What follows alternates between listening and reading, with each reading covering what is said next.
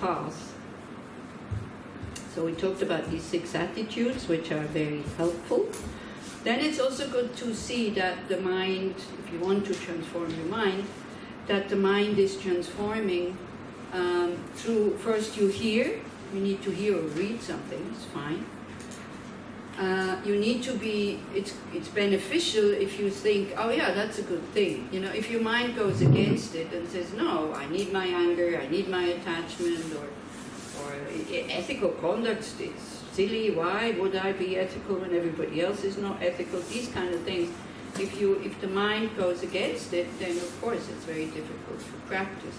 So that's why you have to, the next step is to contemplate it or to think about it. Okay, so there we go.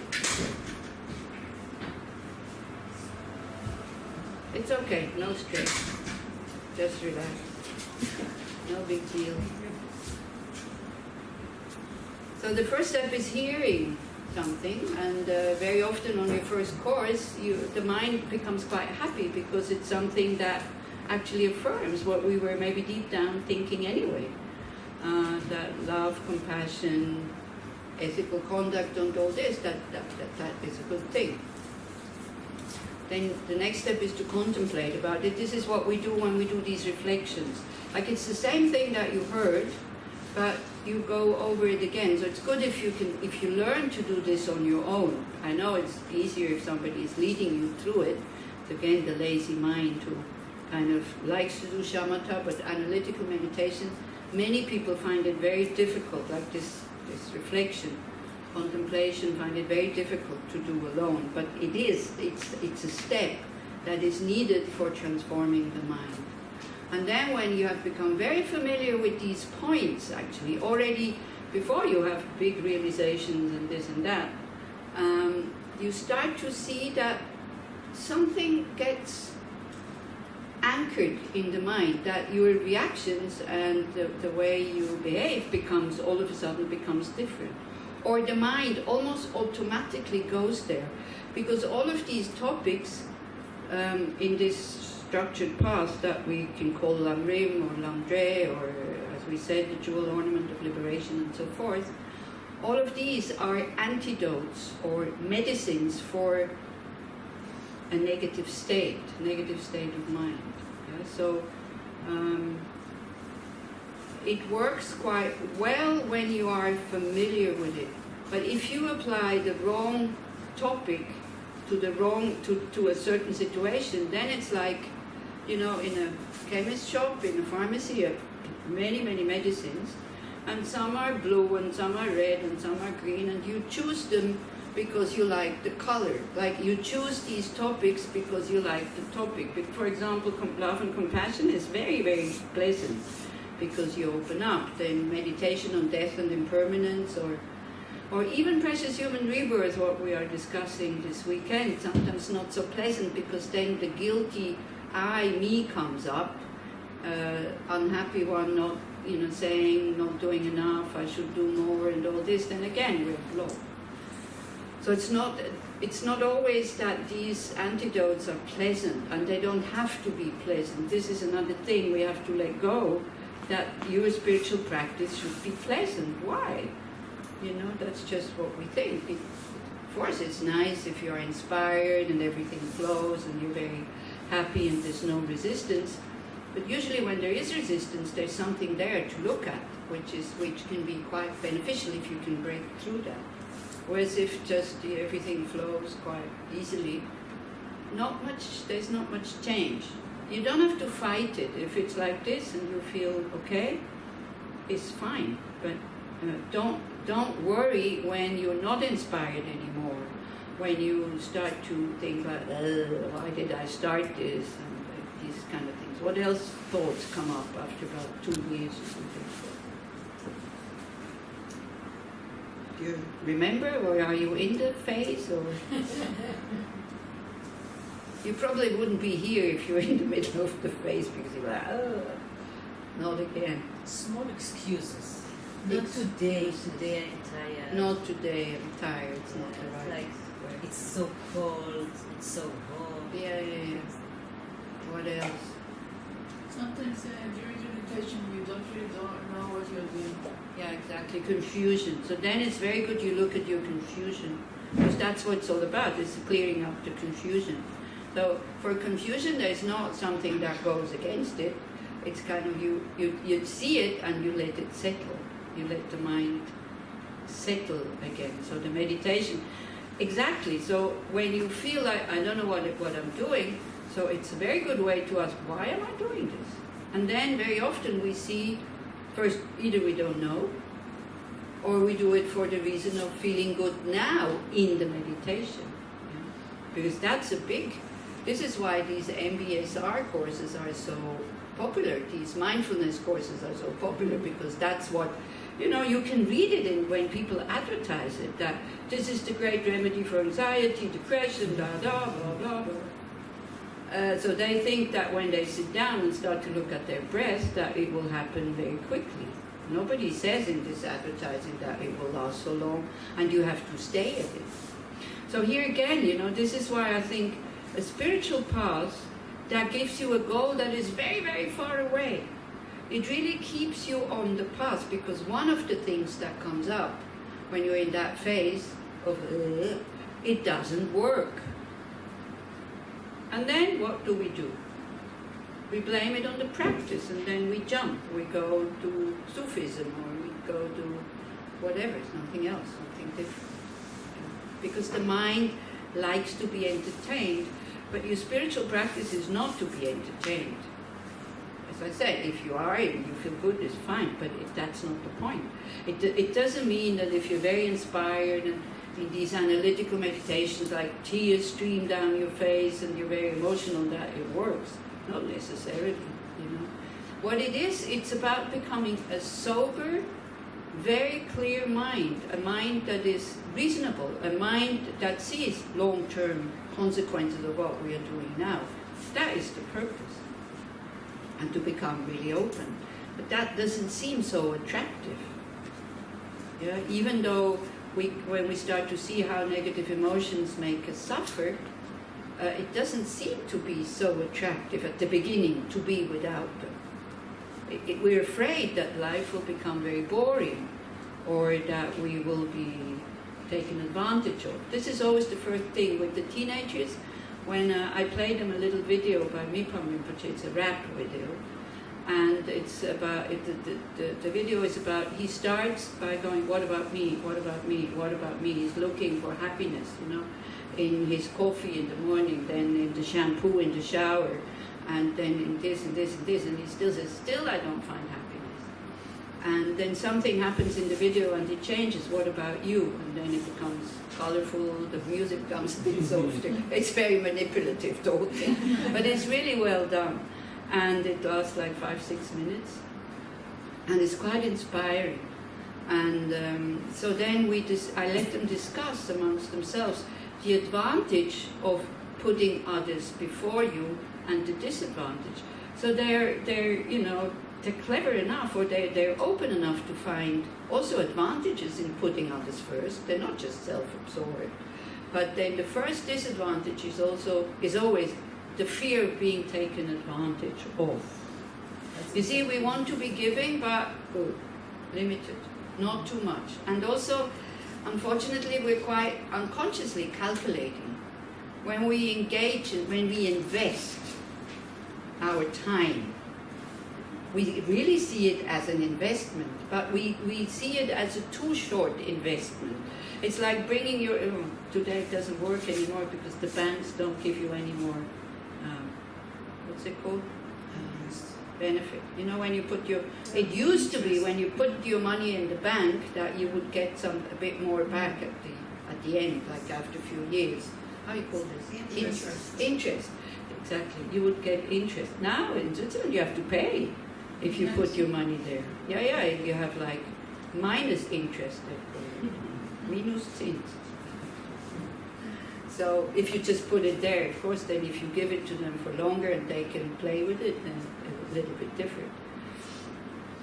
So it's like bringing your money to the bank and wanting the interest the next day.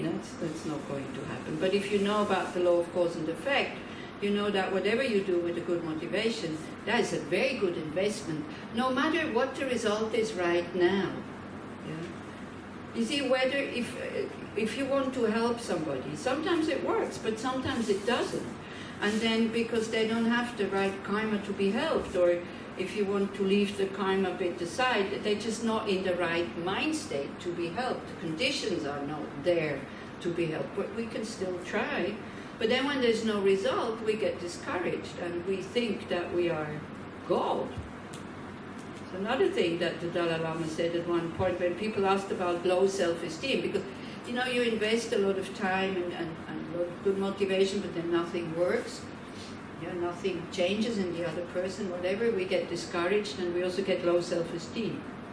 So then the Dalai Lama looked at this big crowd of people, and somebody had asked that question, and the question comes again and again and again and again, low self-esteem. And at the beginning they didn't even understand what this was all about. So he said, well, you know, maybe you can relax a little bit, because if you look, so many people before you have failed to save the world. So many other people have tried to save the world and they also didn't succeed. And then he said, if you go even higher, God has failed, Muhammad has failed, Allah has failed, Jesus has failed. They all had this intention for everybody to be happy, but also they didn't succeed. So who do you think you are? Yeah. So a bit like this. So this whole thing, when we have a feeling that I invest time, subconsciously almost, we want at least that you know, there's a good result. Otherwise we give up, and that's a shame, because whatever action you do with the positive motivation, at one point it will ripen as something positive. Either your skills are growing, or you know, you're like, people listen to you, they do what you ask them to do, etc. and so on. So frustrating, isn't it, when you would know how to help them, but they just don't listen. Or they don't seem to understand what you were saying. It doesn't seem to enter, or they're not ready to transform something. Have you ever been in situations like this? Is it satisfying? Not really. This is our expectation, but it's also an ego thing a bit, you know. I should be able to help. And you never know in what way you help. Maybe you just put some ideas into that person's head that years or maybe lives after, it will transform something. And maybe also you made the experience that I have people who write to me and they say, oh, you know, like years ago you told me that, and it really changed my life. And I have no clue what I said or who the person was, to be honest.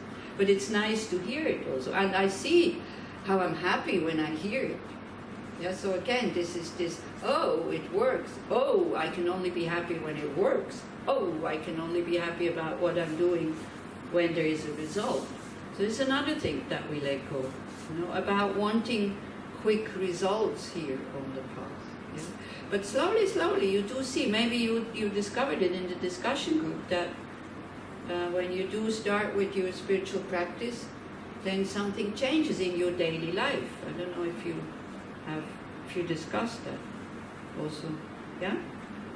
And so that's very encouraging, even though the steps are quite small, but it's good to see that, something changes for the better. So there are periods in that path where you feel discouraged. So in general, it goes like this for the path. When you start, yeah, think very big by only the best, which is a mind that is totally free from all tendencies of negative emotions, let alone the negative emotions, but really that all of it is gone. But also who has an open heart, uninterruptedly towards all sentient beings. That's the goal. And that's not all, because if that would be all, that mind would be overwhelmed. So by this life after life after life after life of practice, especially the 6 perfections that are also, then you'll be taught what that is, you develop skills. And also a mind like this, because it has no anger. First thing, it sees things as they are. The wish to help others is definitely there. But the mind of a Buddha is also omniscient, so sees past, present, and future at the same time. It's a bit difficult for us limited beings to kind of believe that this is possible. But yeah, this is what is said. And because of these qualities coming together, universal wisdom, seeing all things as they are, knowing that suffering has causes, really knowing it deep down, knowing that if the causes are not stopped, the suffering will not stop. So then no need to get stressed and upset. But still being able to continue, because causes are impermanent. Causes can be changed. So not giving up. Yeah? This universal wisdom, universal compassion, and then having incredible skills in order to guide others. Like it is said, I don't know if it's beneficial to say that right at the beginning of the path, but it's said the mind of a Buddha sees exactly, in each one sees the potential that they have, how much they can be pushed and where they cannot be pushed. You know, what propensities that they have, what qualities they have, what capabilities that they have. So, like a good mom who also knows when the kid is not ready to learn that, they leave the kid alone. There's no point to push. So that would be the mind of a fully awakened being. So then that mind is really ready to help. So then a Buddha doesn't get overwhelmed. So that's why when you look at the Buddhas, not these aspects, sometimes this aspect is very wrathful there. But in general, the aspects are quite peaceful, like Chenrezig here is a manifestation of the Buddha's compassion. There's Manjushri, manifestation of Buddha's wisdom.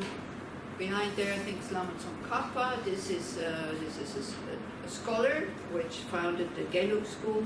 Over there is Queen Tara, very beautiful. So also she represents a Buddha's a fully awakened minds.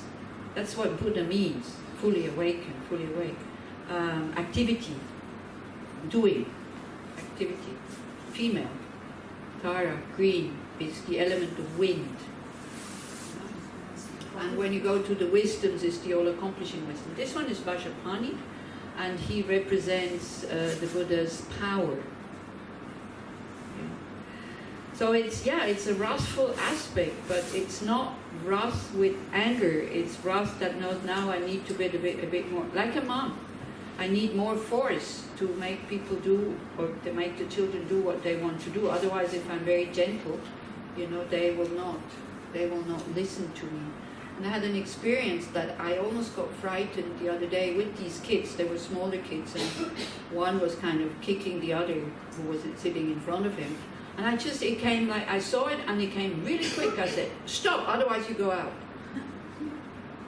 But there was no anger. I didn't have time to get angry. It came almost as a reflex, and the kid stopped, and he wasn't hurt because I didn't mean to hurt him or to expose him. I only meant for him to stop, and he did stop, and he was totally okay. So, but I was a bit frightened of that very quick and very forceful reaction that I had. So I added at the end, said, no, it's just a joke. But I think it's this kind of energy that, like, when you shout at your children, and you know it, because when you get angry at your children or your grandchildren, you shout at them. If there was anger involved, even when you calm down, you don't feel good about it. Whereas when it comes really out of concern, and not because they're my children or because you're upset or frustrated, then there is no bad feeling at the end. I don't know if you see what I'm talking about. Yeah. So it's, peaceful is good, and that's the first way that we're trying to do something. But if it doesn't work, then for wrathful, but you need a lot of wisdom and a lot of compassion, because otherwise, if we think we are wrathful but there's no a personal ego involved, we just create negative karma. So for us, it's better not to take resolve in wrathful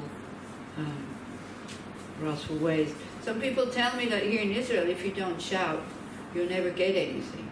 Well, I don't know if it's true, because I never shout at people, and or I warn them before I start shouting.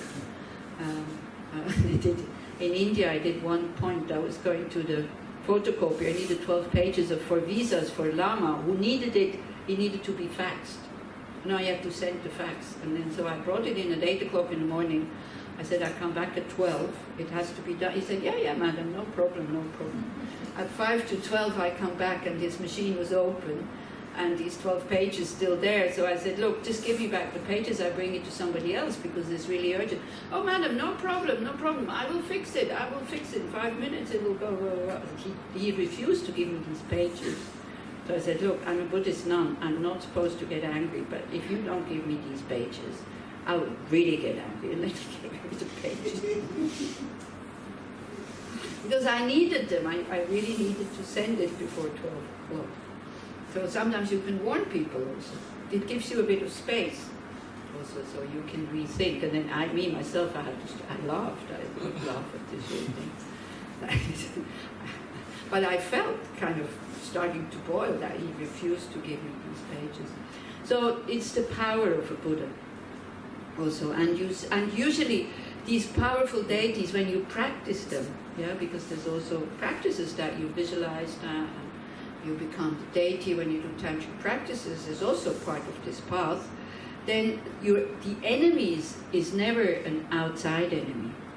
Is your inner enemy, which is your delusions, which create the karma, or which create the causes to have outer enemies, right? So what you are destroying is not you as a whole, but really understanding these negative emotions, they are mental factors in my mind stream, so I need to do something about them, and you don't identify with them.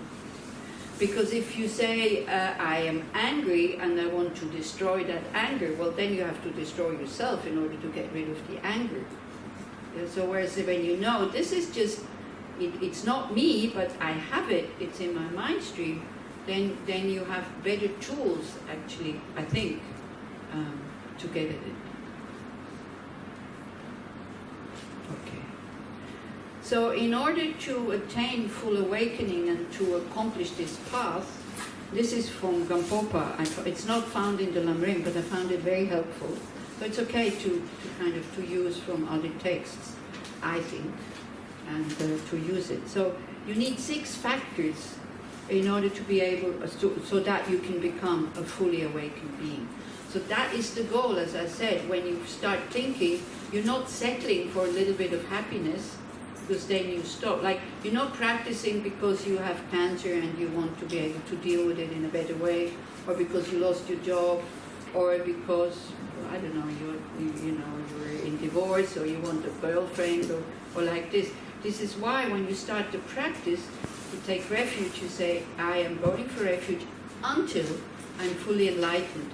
So that puts imprints on the mind so that you just keep going. Yeah? Like, for example, also if you have a certain sickness, the more you are determined to continue with the cure until that sickness is really cured, the more you have strength and endurance in order to bear the cure. If you just say, oh, I just want to get rid of the pain, well, you just swallow painkillers all the time.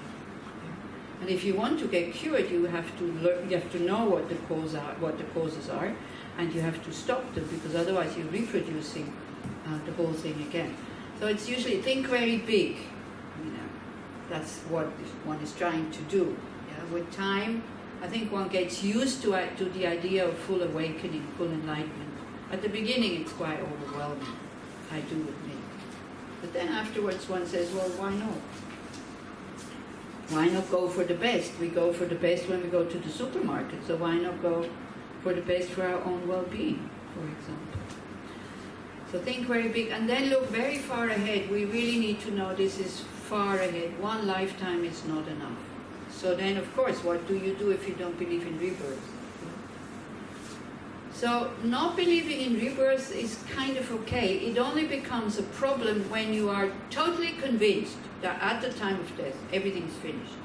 Like the mind, nothing continues. And I think there's very, very few people who are convinced, like deep down, that at the time of death, everything's totally finished, like you vanish. Because sometimes people who think that they're totally convinced that everything is finished, they tell me that they are afraid of death. So I say, why? Because if everything is finished, well, I'm afraid of the void. Well, who is there to experience the void? If you think everything finishes, there's nobody there experiencing anything. So you should have absolutely no reason to be afraid. If you believe in rebirth, then you have to be afraid. You don't know where you're going to end up.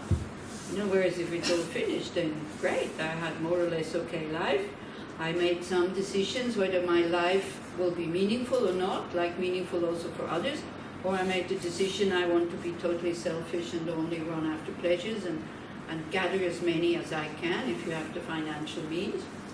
It's up to you really what you want. Yeah? So Buddhism definitely, and also Hinduism, believes that the mind itself cannot be destroyed, and it continues because it's not material, it's not matter.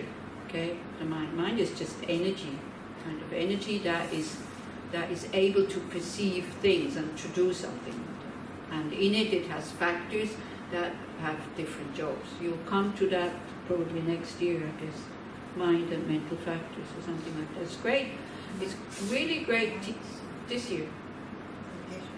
Oh, great. So it comes soon, actually. And it's really interesting, and you need to know. It's a bit complicated, and you have to hear it maybe 2 or 3 times, and it's quite intellectual, but it's very, very helpful, because without that, the whole thing doesn't make sense. If you don't understand how the mind works and how to identify these mental factors, it's very difficult to practice, I think, or to make progress in the past. So please do come. Yeah, How many of you have had teachings on mind and mental factors already? Well, you also, many times. So how many times did you have to hear it until it started to make sense? A little bit. Huh? A lot of times. Many times. So don't get discouraged, because we're also, when you hear this, it's quite good to let all your views at home. Because otherwise, if you try to mix it up with psychology and stuff, and the higher I and the lower I and all this, then you become really confused.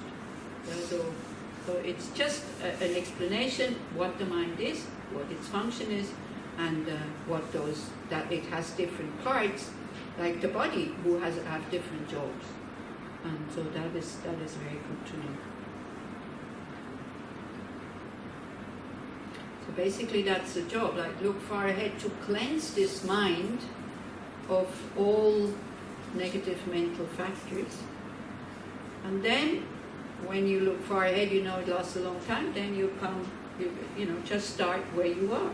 And that's it. So these 3 things also is very good to have in mind. Think very big, look very far ahead. It will take a long time, but it doesn't matter. We do have time. And actually, because this wish to be happy is there in everybody, innately. That's why we make so much progress. That's why the world looks the way it is. That's why we're trying to enhance comfort and things that are easy, because our mind is basically lazy and all this. A lot of thoughts and money gets invested in making our lives more comfortable. But it doesn't seem to work. Like, it doesn't seem that we do have a happier society, even though with all this progress that we made the last, 100 years or something. If you look how people lived the first who came here from abroad or something, and if we would have to go back to those conditions, I'm not sure if we could survive without these machines and without houses, without running water and water heaters and all these kind of things. What do you think? But they had an idea to build up a country. So there's a purpose behind the hardships there. And that purpose was very, very big. And that purpose was very, very helpful for them to endure the hardships. If you just say, oh yeah, I go to this place there where it's called Palestine and I look how it is. And they had a very comfortable life in America somewhere. I don't think they would have stayed. But there was a purpose. So the same thing. Either you do this for yourself, or even higher or bigger purposes, you also do it for all the others. Because why? Why should we do things for others? What's the reason there? Why should we do things for others?